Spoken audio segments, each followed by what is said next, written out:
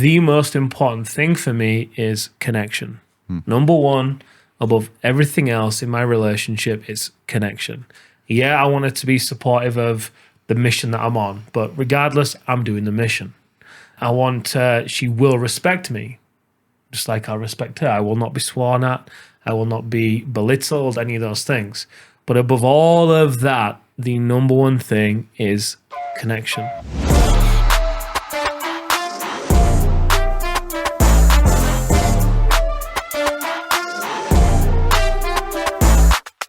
Hello, everybody, and welcome to another episode of The Powerful Man Show. I'm your host, Tim Matthews, with three amazing guests. The Gift. Austin McGinnis.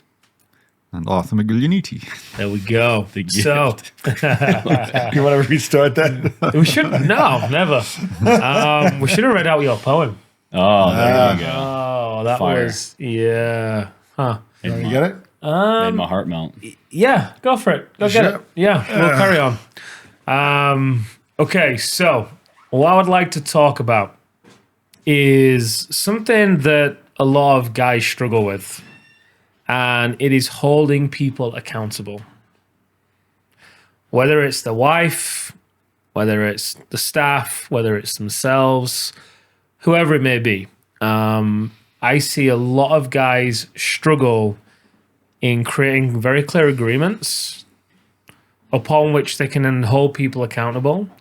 And even if those clear agreements are in place, they still then struggle at times to do just that, hold them accountable for various reasons. So let's dive into it. Shed a little bit of, highlight some of the reasons why and give some strategies around how to do it. Yeah? Awesome. Over to you. Great.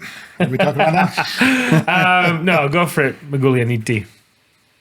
I think the first problem that arises is that we are not clear on exactly, and it depends, it's different in, I guess, in business and relationships. Let's talk about relationships. What we need and want from people, all right? We're not clear in ourselves what that is.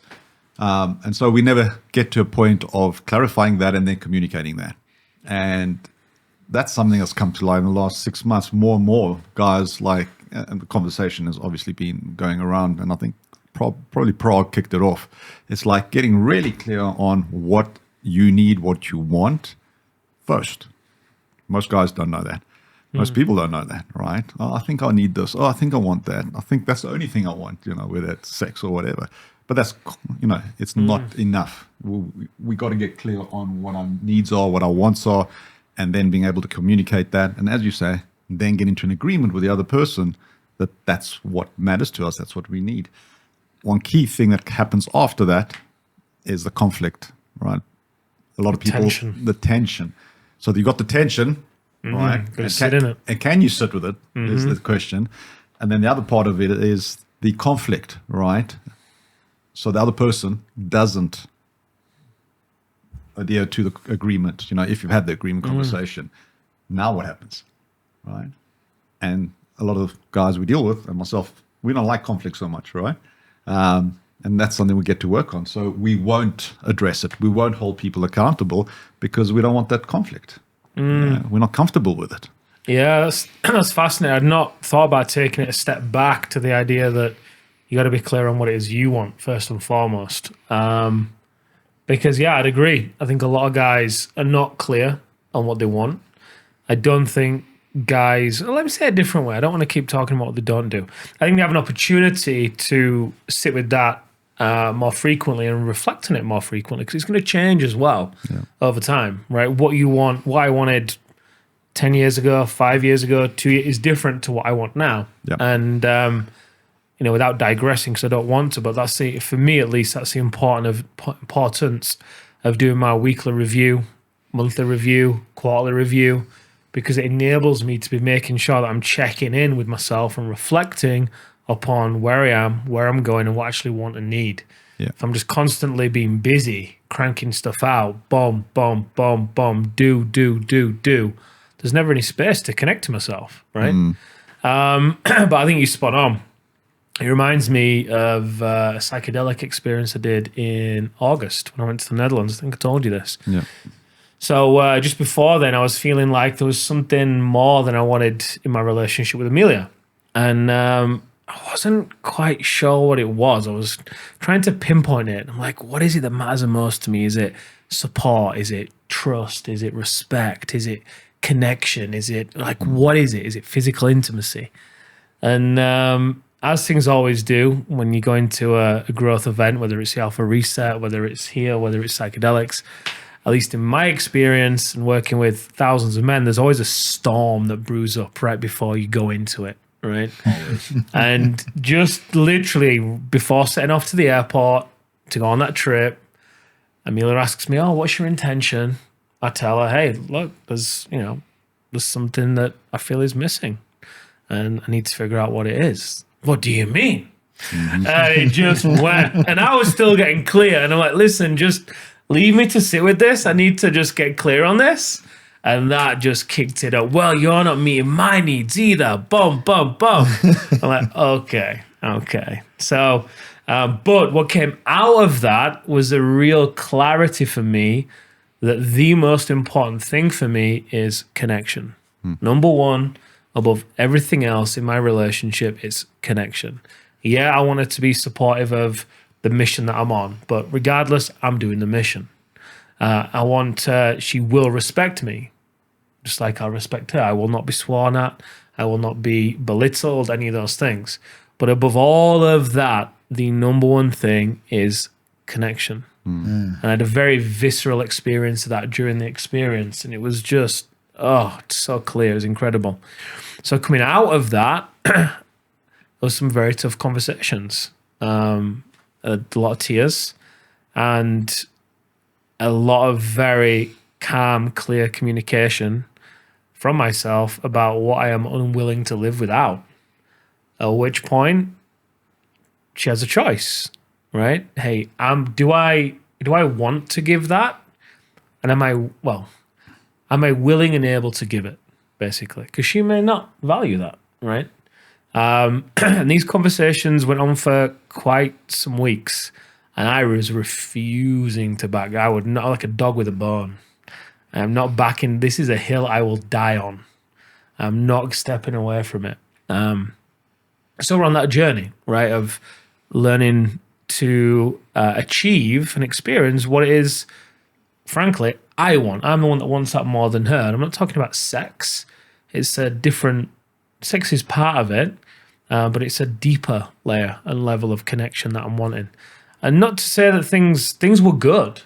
Things were very good compared to a lot of other standards. But I just needed and wanted more. And I think in that moment, what can stop guys from asking themselves what they want and need is guilt. Well, it's good enough, and it's better than most, and can I really ask for that? And is it fair? It's a bit selfish. Come on, it's okay. Look, it's better than my friends. It's better than all those stories that come up that hold them back from really asking for what it is they want and being willing to do so with clarity as well. I think the important thing as well when you have those conversations is how you have them. Because if it's with your partner in your intimate relationship, if you do it from a place of criticism, hey, I realize I want this thing, and what is happening right now, it's not good enough. She's going to fight back because she feels criticized, right? Understandably, I think if the roles were reversed, the same might happen, right? It doesn't foster a curious lens when someone feels criticized. So I think being clear with yourself, get rid of the stories of, well, it's good enough, or the guilt, or the shame, or the selfishness, or I don't want to be a dick. I think it's a common one for guys. I don't want to come across like a dick, for asking for what I want. Having the conversation in a way whereby you can lower the guard, and it comes from a place of curiosity and reminding them that, hey, you're important to me. I love you. I want this thing with you. I'm not just saying I want it. I'm choosing to have it with you. I want this with you. You mean the world to me. This relationship means the world to me. And I want this thing with you. At least in my experience, reminding them of that can help a hell of a lot. But then comes once the agreement's made, which can take a while. Do you put this agreement in writing? You could, yeah. Or is it more just like, it's your spouse, right? So I think at work, obviously, you're going to put it in writing, speak Right. through scorecards, contracts, whatever. You got to be careful what energy you bring to the relationship, obviously. yeah. Maybe family values could be a way of making some agreements, but you want to keep the energy with your partner light. You don't want to make it like a business meeting, so you're going to be careful there. But I'll speak about myself, if I am unwilling to sacrifice what it is that I want, like I'm unwilling to refuse to have it, then I'm going to get it one way or another. But if I don't have that level of conviction in myself for whatever reason, then it's not going to happen. It's just not. Because just like building a business, just like doing anything, you are going to face challenges. For you to form a new agreement in your relationship, let's say, it's going to require rocking the boat. You are going to rock the boat because you're going to have to break down something that went before in order to make way for something new. It's going to be uncomfortable. You're going to get tested. It's going to be difficult for a period of time. But it has to be. It's just like stages of growth in a business, right? The team that got you to one level doesn't get you to... There's all sorts of things you hear, right? Mm-hmm. But once that agreement's made, however long that takes, sometimes it'll be quick, sometimes it won't. After that, then comes the point of holding them accountable to the agreement, which I think is worth diving into as well. I kind of went off on one then, but Yeah. That was good though. Yeah. And I think the accountability side, which I guess is what we started talking about, is the key part. How do we stay on that road, making sure that both parties are working towards the same goal? When we're talking, I need this, and then she'll go, I need this, and then you go back and forth, and it's a ping pong game. But when we say, like, what's the best for the relationship, right? What's going to bring out the best in us for this relationship? How do we strengthen this relationship? We make the relationship the point and not each other. That gives us a better platform to have these discussions, because then it becomes quite easy and quite clear what it's going to take to improve the relationship. So, like one of the big issues within a relationship is phone usage, and not just relationships, life. We get sucked into our phones. Mm-hmm. How many guys have complained about their other halves being stuck on the phone? And like, I want to communicate, I want to sit down, and I'm sure it happens both ways. It's not one-sided, and so there's got to be an agreement around that. If we're going to spend quality time together, you've got to get off your phone, you've got to be present. And so when we say get off your phone, Andrew, get off your phone, you're going to take that personally. Oh, no, well, you get off your phone. But we say, like, okay, we really need some quality time to improve our relationship. How can we make that happen? It creates a better environment for both parties to jump in and say, oh, well, we can do this instead of you do this or I do this. Yeah, you're spot on. I think in terms of providing the accountability as well, assuming the best is really important. So I'll use Amelia and I. So I've come back, hey, I want this connection. We form a new agreement within which she's made requests too. Totally fine, right? Cool. I want this, you want that, perfect. I think at that point, at least for me, it's very important to go all in. Okay, you want that, right? Your needs become my needs. And I then do my best, which I am doing my best. I'm not perfect by any means, but doing my best of going all in, not only on myself, by giving myself permission to have what I want and being fully me. Hey guys, I wanted to interrupt this episode because it's dawned on me that many of you guys aren't aware that we actually have a book on how to save your marriage without talking about it. Now, thousands of men have read it, they've reviewed it, and I want to give you the opportunity to do the same. If you're interested in grabbing it, it's a short read, but it's helped a lot of men just like you. And maybe you're not interested in the activation method yet, but this is a small entry point that can really turn things around for you. Go over on Amazon. We have it priced as cheap as Amazon will let us. And that way you have a resource that you can use right now to start getting some results in your marriage. Now let's get back to the episode.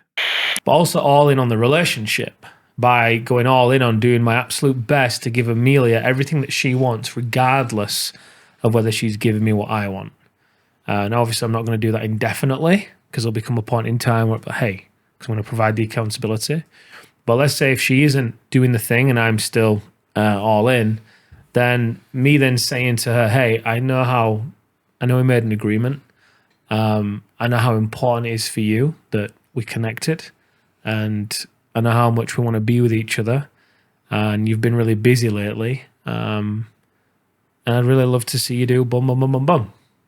Right? So be it validation or whatever, just assuming the best rather than getting pissed off and frustrated and then making accusations and assumptions and blaming. Well, you're not doing this for me, so I'm not going to do it for you. And you just do this and you just do that and you don't care. And it just doesn't work, right? Spirals. In anything, be it in business, be it in relationships.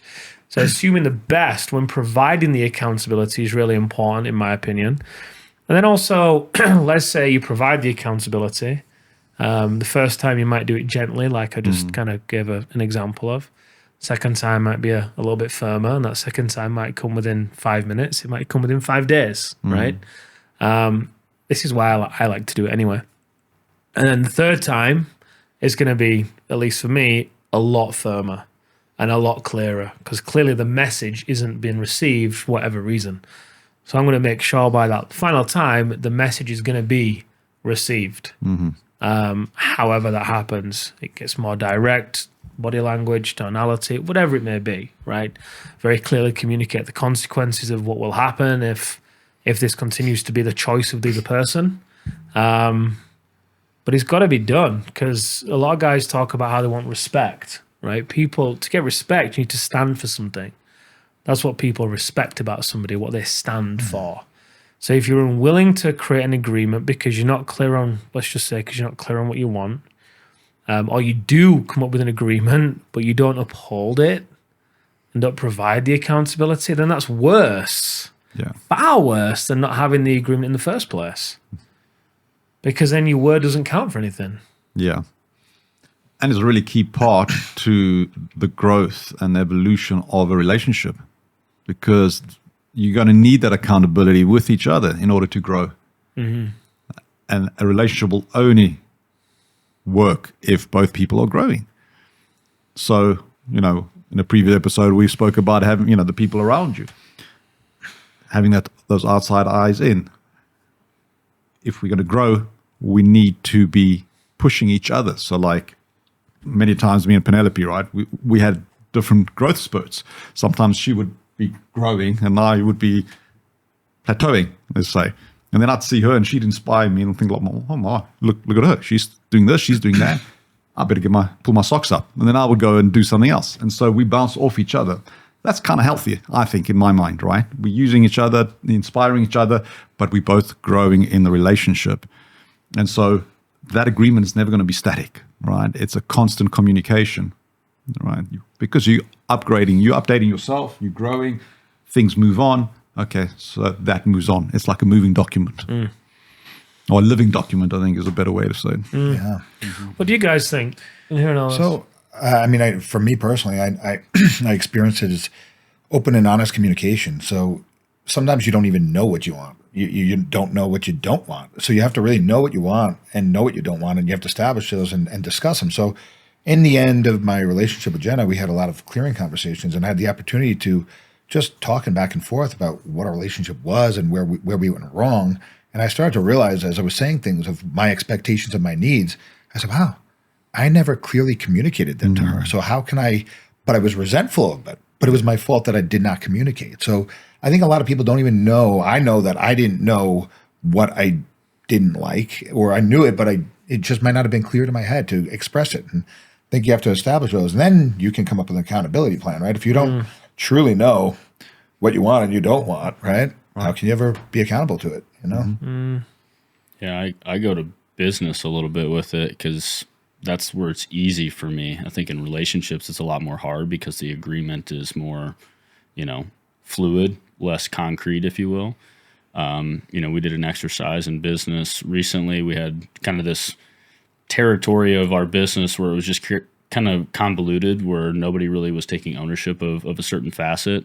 And we realized we just really had a need for a project manager. And it's like, okay, if we have this project manager and it's taken, some duties from this position, this position, and this position. And what we did was we kind of drew like a 4-circle Venn diagram, if you will. And it's like, okay, these were what these 3 roles were before, and then really defined what it was for that one role. And I think that's where it comes down to, is getting clear on expectations, who owns what is important, and what that person's going to do. And that's where you can hold accountability to that position. Sure. But in a relationship, it's a lot more, like, I think as a man especially, it's difficult to try to get a woman to do anything, but that's where you kind of have to come at it with that energy. Got to lead, yeah. Yeah, you got to lead, and I think that's... it's also important to be clear in your own mind, what hill is worth dying on. Yeah. Because you don't want to create agreements around everything and accountability around everything. There's value in some things being fluid, and there's certain things that are an absolute, hey, this is a requirement for me. So I think it's easy when guys hear things like this, then want to go too far and create too many agreements or too much accountability or too little, right? And there's a middle path whereby if you are clear on what's really important to you, for example, me with the connection, just use that piece. And before I thought it was respect, trust. I knew connection was important, but really it was respect and trust, because in the previous relationship, that was the one thing I really lacked. I was like, I will never be in that position again. And as we've been together 10 years now, as it evolves, like, all right, this is now my need. So to your point, to openly and honestly be able to communicate, but within it, having points where you guys check in as a couple, be it weekly, be it monthly. Hey, how am I doing as a husband? Give me a rating out of 5. Keep it light, right? But just, hey, how am I doing? Who knows? Maybe that parlays into her asking you, hey, how am I doing? I feel like that's the best, a little bit of a check-in. And I've been starting to do brunch on Fridays with my wife, and I feel like that's my time to really check in with her, where before never even having a time and not actually putting that conversation out there to really touch base with her, and am I meeting your needs? Exactly, because some of the agreements you're going to make are going to come up based on how things are progressing and evolving, right? Yeah. Well, all of them are, quite frankly. But an important question is, how would you like to be held accountable? Which you'd often consider. So if you try and hold your wife, partner accountable in the way you'd hold someone in business accountable, that's not going to work. But there is a commonality. What I was just thinking as he was saying business, there is a commonality between business and relationships, in that what I think is that I think your wife or your girlfriend, whatever, or an employee, I think generally speaking, they want to do what it is you're asking. If you clearly tell them, hey, this is what I need you to do, they don't want to fail. I mean, an employee wants to do the best they can. The right generally people speaking, do, right? Yeah, the right people do. With the right partner, then she wants to do that for sure. But even still, definitely with your partner, in my opinion and my experience, asking them how they like to be held accountable. How would it work? How would you like me to let you know how this is going? Yeah. Right? Because if you just think, oh, well, I'm going to just deliver it this way or that way, it can quite easily get their back up. That's a great insight. Yeah. Because you're not going to give your wife... Are they receptive to having the conversation to begin with? Right? Yeah. You're not going to give your wife a 90-day review. It's...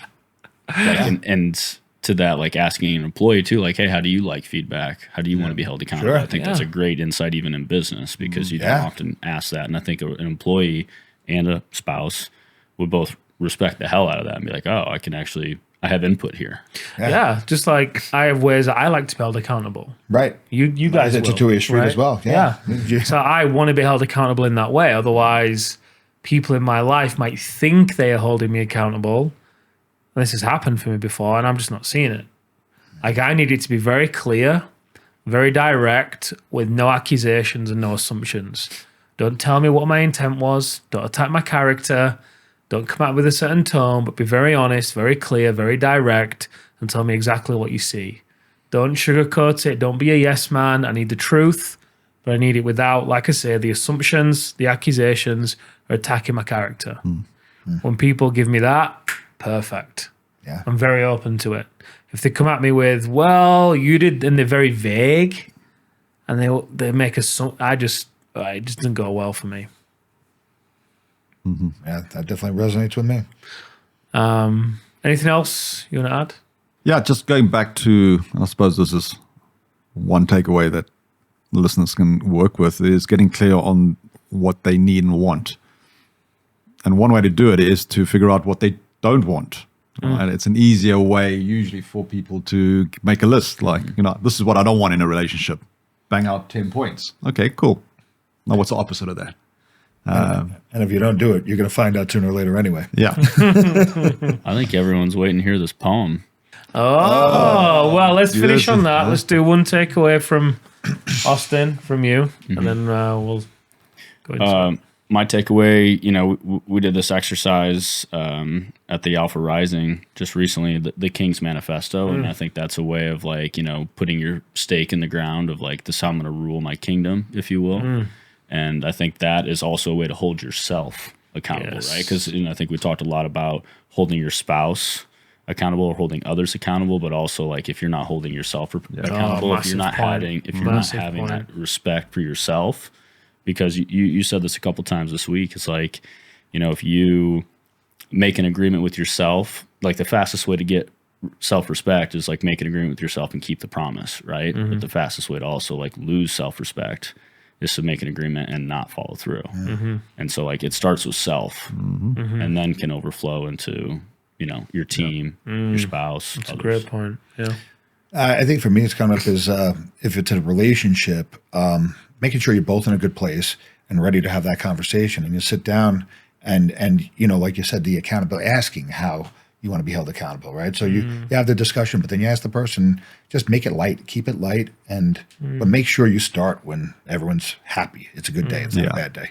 Yeah, that's a big piece. And I wouldn't use the word accountable with your wife. How would it work for you to let me know how this is going, or how we're doing, or whatever? Keep it very, It's such a key insight. Yeah. Don't use Yeah, it it's huge. And men always put that logic I'm going to hold my wife accountable. That's terrible. Sound like a dictator. I think for me, it would be really go into this with curiosity and assuming the best in the other person. I think it's a really important piece to this. If you're assuming the best, then things are going to go much more likely to go a hell of a lot better versus assuming the worst and criticizing. And something you said is that being very clear that I want to be in this relationship. I want this to work, right? They have to feel that love energy, and then they're going to open up and say, oh, okay, this is for the best for us. I'm not being attacked here. I'm not being controlled, right? Yeah, it's powerful. I remember when I was saying this to Amelia, look, I want this with you. Yeah. Of all the women, I am choosing you, and I choose you every day. I am choosing to have this with you. If you don't want this with me, that's fine. Just let me know. But I'm choosing you. Yeah. It's a very, when they hear that, it's opening, and it's got to be authentic, obviously. But anyway, let's go to your poem. All right. Well, this was written at the ranch here for the Alpha Rising, in a night that was a challenging night. So it's called The Gift. I'll give a little context behind it. So Jason Decker had shared something, he's one of the brothers, about we are the prize. And he was speaking to men about being the prize after, guys who do the work. And so, we are the prize, recently said by a brother who is wise. I am not the prize. This I have come to realize. A prize can be won in a carnival. A gift is very intentional. A prize is won and often discarded. It has no emotional value. It is disregarded. A gift is given for someone special, I believe. It is appreciated by those blessed to receive. When I give a gift, it's for the receiver to treasure, not to be placed on a shelf after a moment of pleasure. If my gift is not valued, it is completely fine. I don't need approval to be in my divine. I give all of myself, my love, unconditionally. That is how true gifts are intended to be. You will receive my gift when I call you my brother, the same gift of love that I will give my significant other. I give you this gift in hopes you will cherish and reflect on me long after I perish. I know my value. I know my worth. I am the gift. Fuck yeah. Beautiful. That's epic. So, like Dougie Fresh always says, the moment of insight, take massive action. We'll see you next time on the TPM show.